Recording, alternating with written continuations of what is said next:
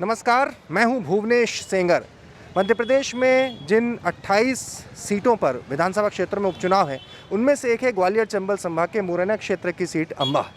दरअसल यहां से कांग्रेस के विधायक थे कमलेश जाटव, जिन्होंने सिंधिया समर्थक जिन्होंने इस्तीफा दिया और ये सीट खाली हुई है, उपचुनाव को देख रही है। महत्वपूर्ण ये है कि आरक्षित सीट है ये, और फिर से एक बार चुनाव को देख रही है। कांग्रेस ने भी अपने प्रत्याशी सत्यप्रकाश को मैदान में उतारा, लेकिन यहाँ पर बीएसपी एक बड़ा फैक्टर है। एक और फैक्टर है किन्नर नेहा, जो पिछले चुनाव में बीजेपी से भी ऊपर ज़्यादा वोट लाकर दूसरी पोजीशन पर थी, वो इस बार फिर चुनाव मैदान में। इत्तेफाकन वो अभी प्रचार में व्यस्त है तो यहाँ पर नहीं है, लेकिन मध्य प्रदेश ही वो जगह है जहाँ पर किन्नरों ने सियासत में एक बड़ी धमाकेदार एंट्री की। हम बात करें पहली किन्नर विधायक भी मध्य प्रदेश ने दी थी, या फिर हम पहली महिला महापौर की बात करें, शबनम मौसी की बात करें, वो भी मध्य प्रदेश से। तो मध्य प्रदेश में ये एक फैक्टर रहा है। अंबा सीट पर हमें यहाँ पर लोग हमारे साथ मौजूद हैं और लोगों के ज़रिए हम जानने की कोशिश करेंगे कि इस बार क्या मुद्दे हैं। लोग बिल्कुल बटे हुए हैं, कांग्रेस में, बीजेपी में और बीएसपी में भी। सबसे पहले बीजेपी के हमारे साथ मौजूद हैं।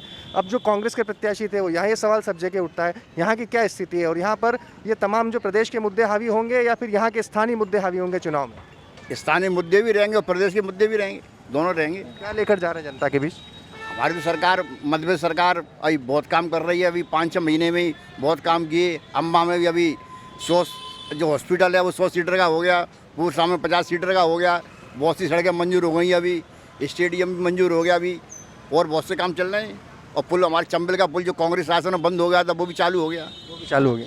इतनी सारी उपलब्धि आप कांग्रेस के, तोमर साहब आप तो यहाँ पर अध्यक्ष हैं, इतनी सारी उपलब्धियां गिना रहे हैं और कांग्रेस को झटका भी लगा है। कांग्रेस के उम्मीदवार तो बीजेपी में चले गए।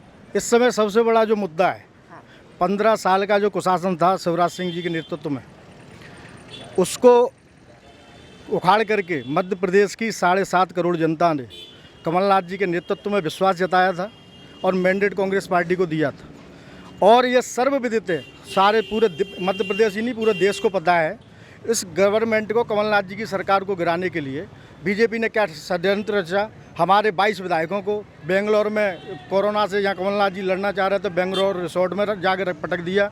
सारे लोगों को खरीद फरोख्त कर गए और ये गवर्नमेंट को गिराया। सबसे बड़ा जो मुद्दा है इसमें, लोकतंत्र की जो हत्यारी जो भाजपा है, लोकतंत्र की जो हत्या की है और मैंडेट की जो कमलनाथ की सरकार को गिराया है। जनता मन बना के बैठी है। 28 सीटों पे उपचुनाव है, 28 की 28 कांग्रेस की झोली में जीत कर देगी। 28 के 28 की तो कमलनाथ भी दावा नहीं कर रहे हैं, तोमर साहब, वो अपनी जगह है। लेकिन हमारे साथ हम बातचीत करते हैं। जी, आप ब्लॉक अध्यक्ष हैं। अभी कांग्रेस की बात तो हो गई, वो तो कह रहे हैं 28 के 28 जीतेंगे। अब यहाँ पर जो स्थिति बनती है, जो स्थिति स्थानीय मुद्दे होते हैं, आप तो महिला, आप तो समझते हैं इन बातों को, तो उनके ऊपर चुनाव होगा या इन सब बातों पर चुनाव होगा? स्थायी मुद्दा उनके ऊपर चुनाव होगा। और जो कमलनाथ जी ने सारी महिलाओं की जो योजना थी सारी बंद कर दी थी, और वो कांग्रेस वालों को जो प्रत्याशी भाजपा में शामिल हुए हैं, उनको सारी बातें पता हैं कि किस तरीके से उनको वहाँ दुत्कारा गया, हटाया गया। तब वो हर किसी की मजबूरी रही होगी, तभी वो भाजपा में शामिल हुए। और हम सभी सीटों पे भाजपा हारेंगे, क्योंकि कमलनाथ जी महिलाओं को कभी सम्मान नहीं दिया। इमरती देवी डबरा से वो कह रही थी, जिस तरीके से भाजपा सरकार में सब लोग महिलाओं का आदर करते हैं, वो तो इमरती देवी को तो कांग्रेस ने सम्मान देके विधायक बनाया ना, 3 बार बनाया। नहीं, तो सभी महिलाओं की बात करते हैं। भाजपा में किसी कार्यकर्ता को, कांग्रेस में किसी कार्यकर्ता को सम्मान नहीं मिला, उनकी बात नहीं सुनी गई। चलिए, आपका क्या नाम है दादा? केशव सिंह। केशव सिंह जी, ये सब नेताओं की बड़ी बड़ी बातें हैं, जनता के असली मुद्दे क्या होते हैं? क्या है मुद्दे, क्या समस्याएं होती हैं? मैं नहीं जानता हूँ साहब। नहीं जानते भी हो तो बोलना नहीं चाहते? कोई उम्मीद बची है नेताओं से? नहीं, मेरी कोई वो नहीं है, मैं सीधा आदमी हूँ। आप सीधे आदमी हैं, मतलब नेतागिरी और राजनीति टेढ़े आदमी का काम है? नहीं, मैं जानता ही नहीं हूँ। ये भी नहीं जानता हूँ। बहुत बढ़िया। आप कुछ कहेंगे साहब? हाँ, मैं कहना चाहता हूँ, अब मैं ये कहना चाहता हूँ कि पूरे देश के अंदर लोकतंत्र नाम की चीज़ नहीं बची है, और ये लोकतंत्र का तरीका नहीं है खरीद फरोख्त करना। और सबसे बड़ी बात है, क्यों लगता है खरीद फरोख्त? हमको ऐसा इसलिए लगता है कि पंचायत का मेंबर भी किसी सरपंच को वोट देने के लिए ऐसे इस्तीफा नहीं देता है। ये पक्का है कि ये खरीद फरोख्त हुई है, ये पक्का है। वो पूरे देश के अंदर, कर्नाटक से लेकर के राजस्थान के अंदर ये खरीद फरोख्त की जो मुहिम जो चालू हुई है, भारतीय जनता पार्टी के शासन में एक लोकतंत्र के लिए। कुछ कहना चाहेंगे? चुनाव फिर से हो रहे हैं। चुनाव होने बढ़िया है हमें तो जिनमें काहे वो सुने वो अपने कोई मतलब नहीं, चलने दो। हमें जानते ही नहीं यहाँ में का है हमें ना कहा जान भैया। सरकार बढ़िया था ये दरअसल। हाँ अब हो गई ना बात। थोड़ा मैं एक बात और कहना चाहता हूँ, ये खेती किसानी को भी बर्बाद करने की ओर बढ़ रहे हैं। अभी जो 3 विधेयक पारित किए हैं, गल्ला मंडी समाप्त होने वाली है। खेती किसानी कितना बड़ा मुद्दा है। चलिए मैं बात करता हूँ, आप आइए, हमारे साथ वहीं के स्थानीय पत्रकार हैं। ये सब बातें बहुत सारी होती हैं, देश के मुद्दे, बिकाऊ की बात आती है, ये सब मायने रखाता है या स्थानीय मुद्दे मायने रखाएंगे या जनता में उत्साह है ही नहीं चुनाव को? स्थानीय मुद्दे मायने हैं क्या है। 15 ये विधानसभा जो उपचुनाव हो रहे हैं वो 15 महीने में स्थगित हो गए, मतलब फिर से हो गए, फिर से दोबारा हो रहे हैं। इसलिए क्या है, अब क्या है, हम लोग तो सब जगह जाते हैं, उसके बाद ये भी देखते हैं कि बीजेपी का भी उतना ही सपोर्ट होता है। यहाँ क्या समीकरण क्या बैठता है? क्योंकि यहाँ हमारे लिए तो सब बराबर। नहीं, आपके लिए मैं जनरल समीकरण की बात कर रहा हूँ। यहाँ बीएसपी बड़ा फैक्टर है? नहीं, बीएसपी बड़ा फैक्टर नहीं है, यहाँ तो बीजेपी बड़ा फैक्टर है। यहाँ बीजेपी की बात वो ज़्यादा है, पर हर जगह विरोध तो सब लोगों का होता है। जैसे बीजेपी का भी विरोध होता है। यहाँ से पिछली बार रेखा किन्नर भी लड़ी थी। रेखा किन्नर लड़ी थी, इस बार फिर मैदान में। हाँ, रेखा किन्नर मैदान में है, वो निर्दलीय लड़ रही हैं और पहले जो तीसरे स्थान पे वो दूसरे स्थान पे आई थी।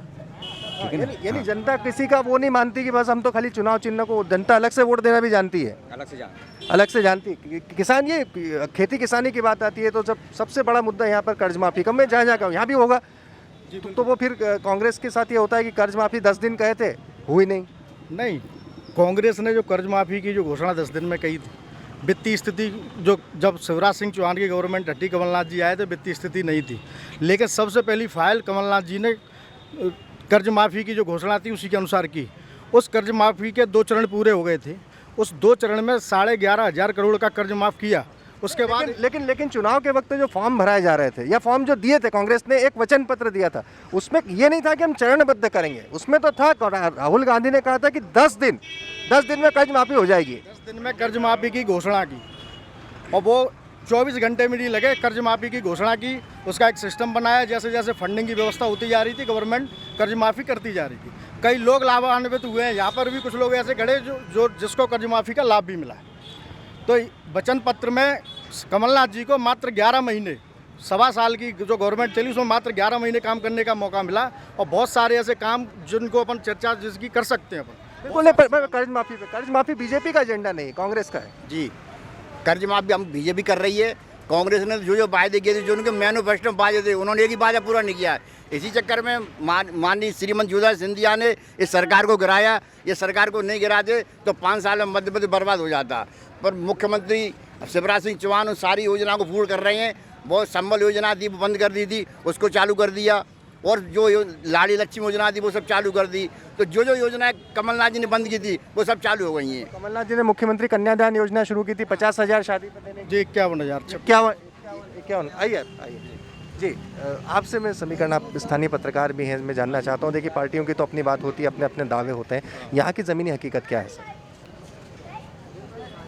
देखिए, मैं एक एम्प्लॉई हूँ और मैं किसी एक फेवर में नहीं बोलूँगा। हाँ, मैं ये जानना। हाँ, मेरा निष्पक्ष है, जो भी काम हो रहे हैं ठीक हो रहे हैं। और मेरा तो व्यक्तिगत जो है एक आवास योजना में नाम आया है, वो मुझे मिल चुका है।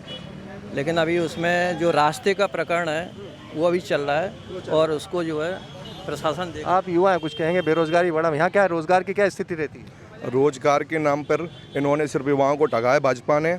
ना कोई रोजगार। केलारिस में सोर मिल फैक्ट्री थी जो हमारे श्रीमंत सिंधिया जी, माधवराव सिंधिया जी का सपना था, वहाँ चालू की थी। लेकिन जब से भाजपा आई है 15 साल में वो शुगर मिल फैक्ट्री बंद है, युवाओं को कोई रोजगार नहीं दिया जा रहा। 15 महीने में कांग्रेस ने इसको शुरू करने की कोशिश करी। कांग्रेस ने क्रियान्वयन रूप से काम करना चालू किया था। पुल का भी काम चालू हो रहा था कमलनाथ जी के। एक तरफ तो ये कह रहे हैं ये बिकने के बाद कि 15 महीने में इतना करोड़ों काम हुआ, और दूसरी तरफ कह रहे हैं कि कमलनाथ काम नहीं करने दे रहे थे। जनता इन पर किस बात का विश्वास करे? एक बात बताइए साहब, व्यक्तिगत पूछ रहा हूँ, कोई राजनीति नहीं। आपने भी नहीं सोचा होगा कि कांग्रेस के बिकने के आरोपों का सामना हमको बीजेपी को करना पड़ेगा? नहीं, वो बिके कहाँ है? वो तो अरे आने का करना पड़ेगा। झेलना तो पड़ेगा। अरे वो तो ऐसी कोई बात ही नहीं है, बिकने की बात ही नहीं है। वो तो परेशान थे ये तो नहीं सोचा होगा ना कि कांग्रेस के उम्मीदवार जो कभी हमारे इसमें इस तरह से आ जाएंगे और काम करना पड़ेगा। ऐसा तो कभी नहीं सोचा। ऐसा तो कभी नहीं सोचा है। चुनाव ऐसा ही है साहब, जिसने कभी कुछ नहीं सोचा हो उसे इस बार सब कुछ सोचने को, देखने को, महसूस करने को और परिणामों में परिणित होते देखने को मजबूर भी होना पड़ेगा। अंबा सीट का ये कुछ सूरत हाल था। उपचुनाव की कवरेज लगातार जारी है। आप बने रहिए हमारे साथ, सब्सक्राइब कीजिए, लाइक कीजिए MP तक को।